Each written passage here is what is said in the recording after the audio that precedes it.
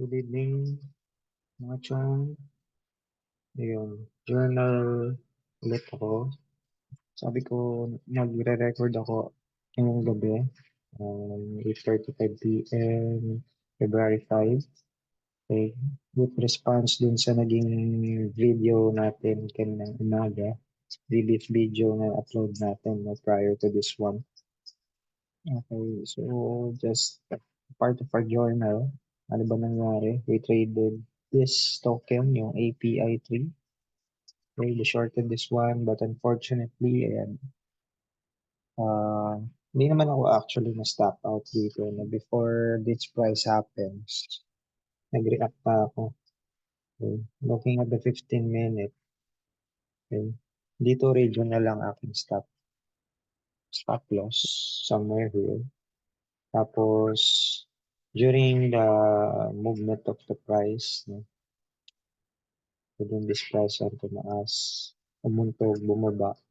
So, nung bumabalik na naman siya dun sa, ano niya, sa entry or sa opening ng candle ng daily, today, medyo nag-decide na ako na ano, na ilagay, iset yung aking stop loss around here.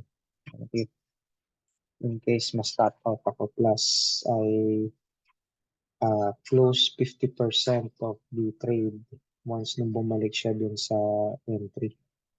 Okay. Half of the risk lang ang aking natalo ngayon dito. No? So what happened dito, my idea was simply because BTC is pumping during this time. Ay nag-pump siya, bumalik siya sa 33 plus level. 43, sorry, 43K level. Kaya siya bumalik doon. Kapito siya ng bullishness. Dinala niya lahat ng token actually. Kaya kung titignan niyo yung mga tokens, sumama yung karamihan na to. Kaunti lang na yung filter ko rito sa account na to. Pero kung sisilipin niyo, marami pong sumabay sa pag-angat ni BTC, including this API3. Another reason why I left this trade, I exited this trade. Nagpakita siya ng ano, para siyang head and shoulder pattern. Pakita siya ng head and shoulder pattern. Dito na nabuo ito.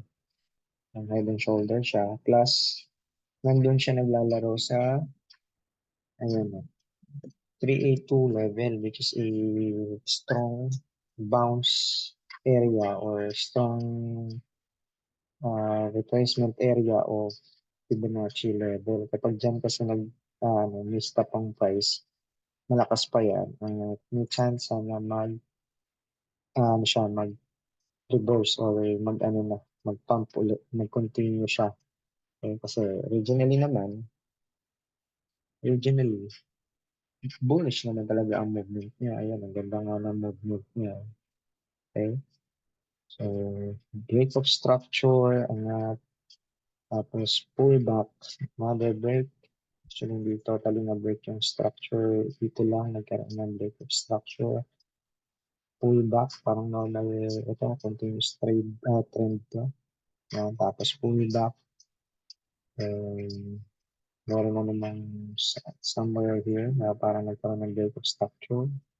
Nagre-retrace siya. Okay. Kaya possible this price may continue around this area. Okay. Or even higher. Okay, even higher dyan. Kaya ako lang naman nilagay dito kasi possible mag-acto as resistance. Okay, pero within this area, possible po yan mag-stay or mag-break yung price yan. Okay, before siya totally magpahinga muna. Okay. Kaya naman,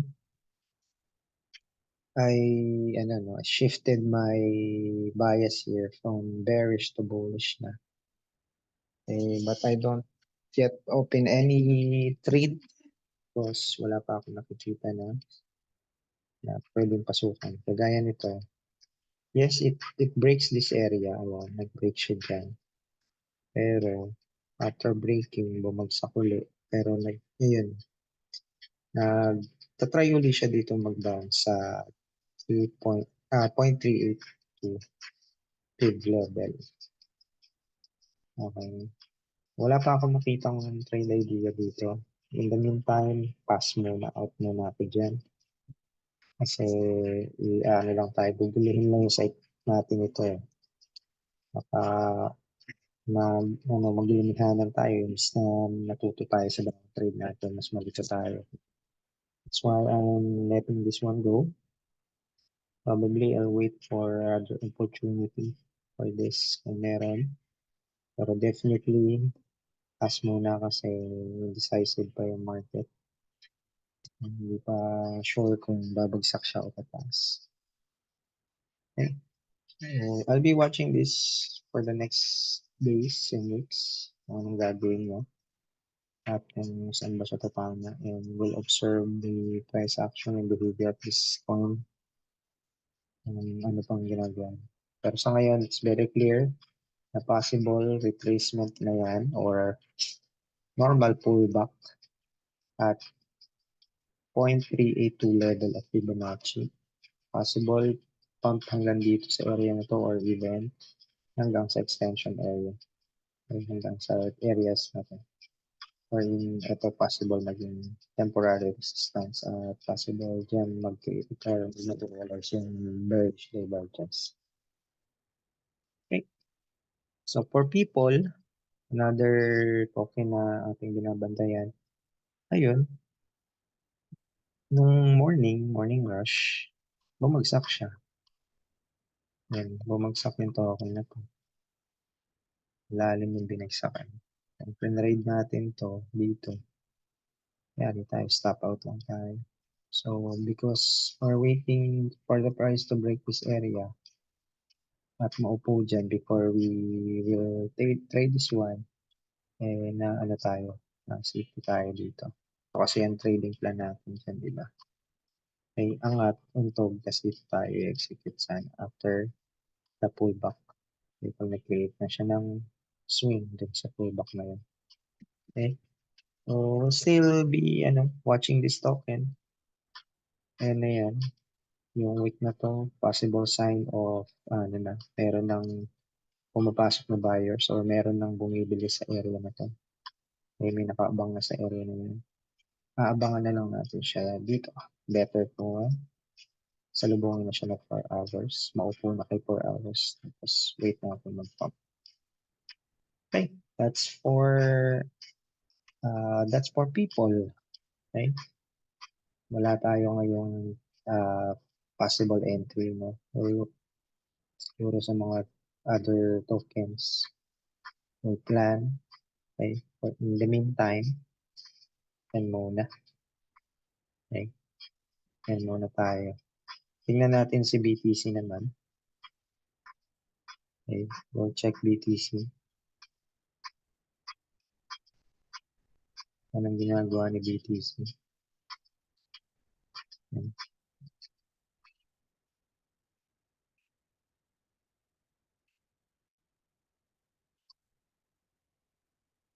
Okay. Tingnan na natin si BTC kung anong ginagawa niya.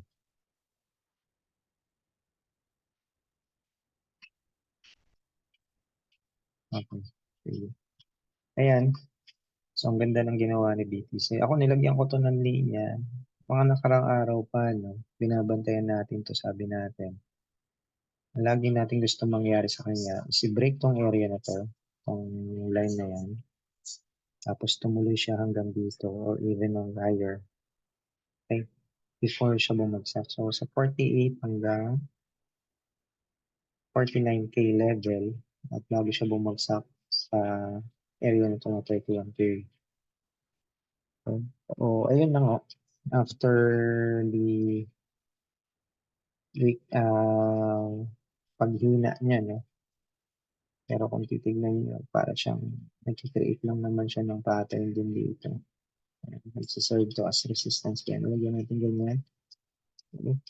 So, kanina, ito yung pump which led to APE3 na mag-pump din at i-disregard baliwalain yung